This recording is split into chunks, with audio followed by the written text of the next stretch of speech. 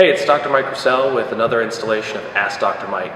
Today we're at CrossFit Lionheart and State College, and I'm here with my training partner and certified strength and conditioning specialist, Tom Bumgardner, and we're going to answer some questions about weight training. So today's question we're going to answer, it comes from a Twitter follower about Romanian deadlifts.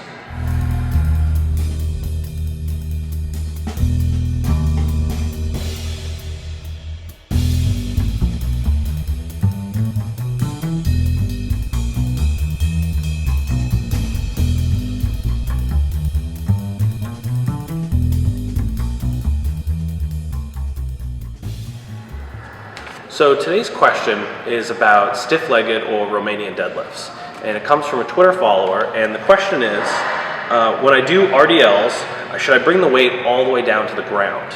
Because when I do, my back starts to round, and he's wondering, is that bad? And I think that's a great question about how far you should go down and when you should stop based on your own flexibility. So we'll just kind of pass it on over to Todd here. Yeah. What do you think about that when you're doing RDLs? That's a good question. Honestly, you really should never go so low that your back rounds. So if you go the whole way to the ground and you have your back rounding, that's not a good position to be in. Like Dr. Mike alluded to, it's really mobility and flexibility dependent. So each person should have a different range of motion when it comes to Romanian deadlift.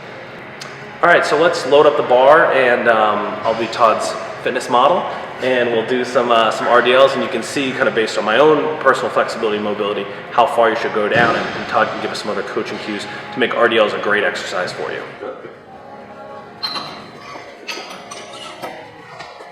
So we have Dr. Mike set up here to do the Romanian deadlift, and the easiest way to determine how well to do the lift is actually just to coach it. So we're going to get him set up. Dr. Mike's going to set up with his hands just outside his shoulder width. He wants to get out here so his hands aren't hitting his legs. I've seen it's a common mistake. People set up with their hands too narrow, and they actually mess up their grip by having their hands on their legs. So he's going to set up a little wider than that. He's going to address the bar by walking up closer to it. He's going to make his spine long before he even picks the bar up, and he's going to get air in his belly and brace his core. Now he's going to pick the bar up. Just take 2 steps back, one with each foot. We don't want to step back too far. We want to make this efficient. You're wasting energy if you're trying to walk 5 feet away from the rack and then you just have to bring it back in. From here, Dr. Mike is going to activate his lats by pulling the bar back into his body, and he's going to do this for the entire movement. Now, the movement from here is very simple. The knees unlock and the hips go back. Everything else stays rigid and in a nice line.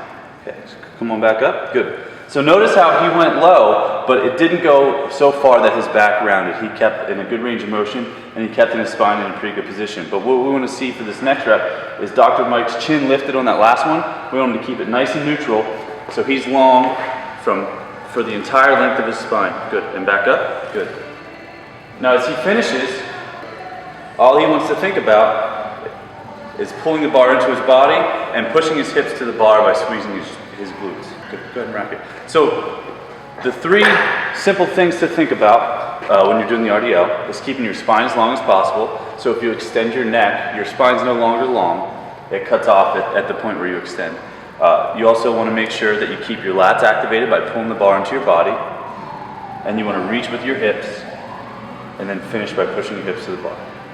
Yeah, and I think that point that Todd makes about pulling with your lats is definitely something. It's very an underrated tip for RDLs and deadlifts in general. I think when Todd first showed me that, it really changed how I did the movement. And you can really feel, especially once you move up in the weight, you can really start to feel that contraction in your back.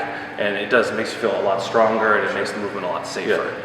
Yeah, it keeps the bar close to your body, which like Dr. Mike said, it's going to be safer, but it's also going to make you stronger. Another thing that I want to talk about that kind of helps with that I didn't go through the first time, is actually I want you to watch Dr. Mike's elbows. Go ahead and set up and lift the bar out. Go ahead. And then go ahead and activate your lats. Good. Now tuck your elbows tight to your sides.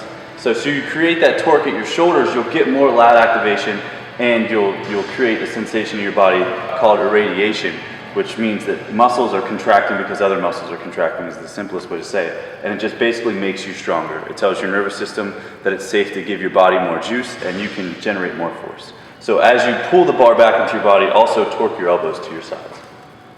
Look, nice flat spine, it's beautiful.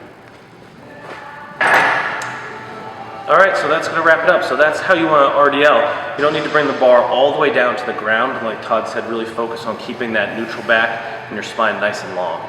All right, so that's going to wrap it up for this Ask Dr. Mike video. If you have any questions for me or for Todd, you can post them below the video at YouTube or at the blog at mikerussell.com. Make sure you subscribe to the YouTube channel and come back every Friday for a new Ask Dr. Mike video.